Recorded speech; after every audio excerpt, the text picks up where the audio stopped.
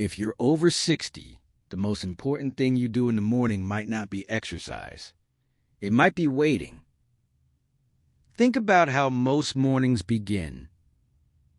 You open your eyes, the room is still dim, and your body feels heavy and soft against the mattress. Almost immediately, your mind starts telling you it's time to get going. For many people, what comes next is a single quick motion. Push up with the arms, swing the legs over the side of the bed, stand up, and walk away.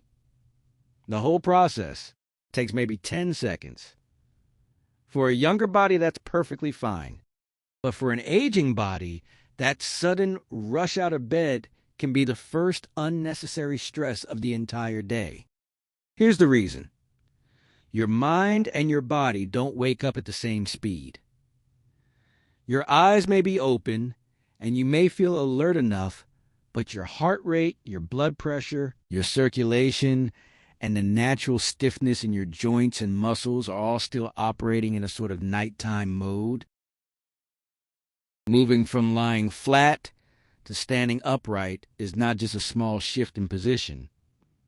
It's actually one of the most dramatic changes your body goes through in a single day. When that change happens too fast, your body may not be given the time it needs to adjust.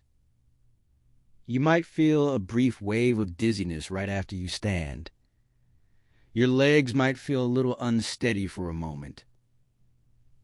You might reach for the bedside table without thinking. Even if you notice nothing at all, your blood pressure may have taken a sharp, silent swing while you weren't paying attention. None of these things mean something is wrong with you. They simply mean your body got rushed. In many Eastern traditions and among us,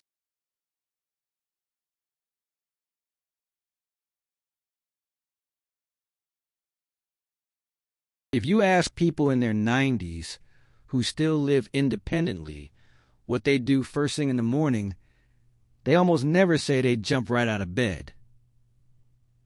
What you hear instead is softer. I sit for a while. I take my time. I don't rush. Some of them don't even think of it as a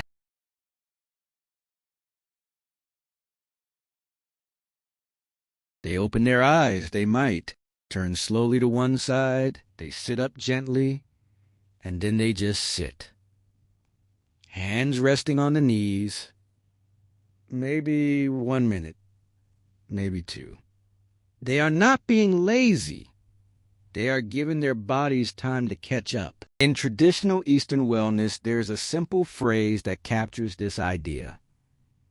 It roughly translates as, let the mind wake first, and the body will follow.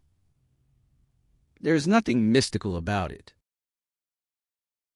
What it really means, in language that makes sense today, is that your brain and nervous system don't switch on like a light. After sleep, there is a transitional state that scientists call sleep inertia. Your eyes are open, but the parts of the brain that manage balance, coordination, and steady, blood pressure are still not fully online. For younger people, sleep inertia fades in just a few minutes. During this exact same window, your blood pressure is naturally climbing toward its first daily peak. Many seniors experience what is known as a morning blood pressure surge. If you suddenly shift from lying down to standing, blood can pool downward quickly, and the flow to your brain may drop for a short moment. This is one of the key reasons why some older adults feel lightheaded in the morning, or why their first few steps feel less stable. And losing stability, even briefly, is something worth taking seriously at any age. This is what makes sitting on the edge of the bed so quietly powerful.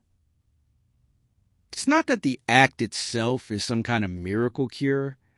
It's that it gives your body the most precious thing it needs in that moment: time. Time for the heart rate to rise gently. Time for the blood vessels to adjust. time for the balance centers in the brain to come fully awake. Choosing to sit first is simply choosing to protect yourself during those important minutes. So how can you actually bring this? It doesn't need to be complicated, and it doesn't need to follow a strict set of rules. This is a gentle invitation, not a medical prescription. Many older adults in Eastern households have developed something you might think of as a 3-step morning rhythm. You can try it tomorrow. The first step begins before you even sit up. When you open your eyes, don't rush out of the pillow. Lie still for another 30 seconds to a minute. You don't need to check your phone. You don't need to start planning the day. Just let your body feel the warmth of the blanket. If you like, you can rub your palms together until they feel warm and then rest them softly on your belly. It's a simple way to bring your attention gently inward, as if you're telling your body, we're waking up now, but slowly. The second step is the actual transition to sitting. Instead of using your stomach muscles to bolt upright, turn slowly to one side first. Use your arm to push yourself up little by little. Once you're sitting, don't swing your legs off the bed right away. Just settle there on the edge. Let your feet rest on the floor if they can reach. Place your hands on your knees and take a few calm breaths. Notice how your head feels. Notice whether your body feels steady. If you sense any dizziness or unsteadiness, just keep sitting.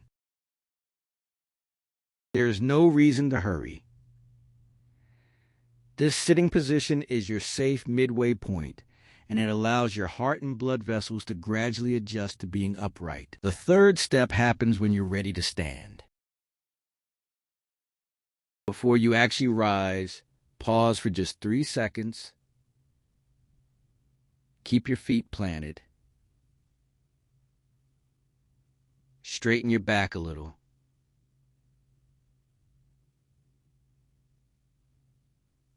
Look at where you're about to walk.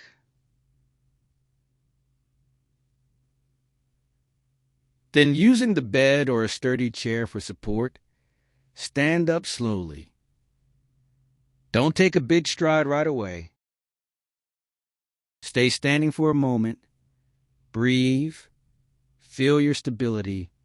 And only then begin to walk. If you live alone, these 3 steps become a... If you live with an aging parent, you can bring this into your time together. Sit beside him in the morning, without hurry, without pressure.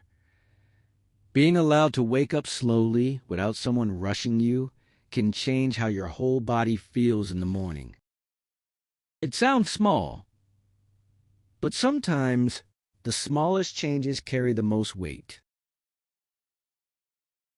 Now, before we go further, there is something important I need to say.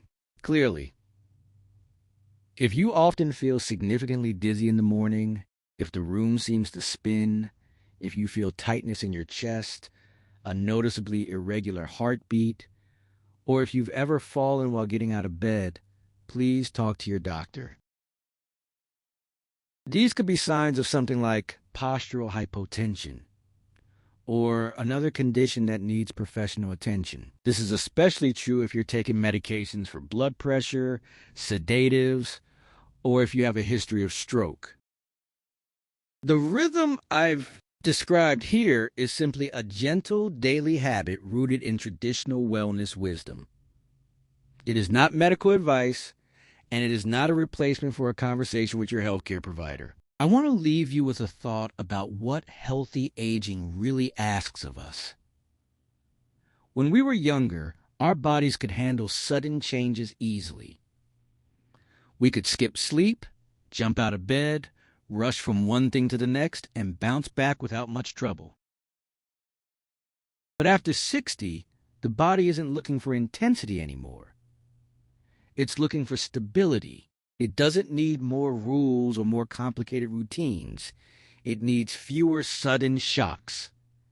It needs small, repeatable habits that feel almost too simple to matter. Not rushing out of bed is exactly that kind of habit. You don't have to believe it has. You just have to recognize that your body is asking for a little time, and that giving it that time is one of the kindest things you can do.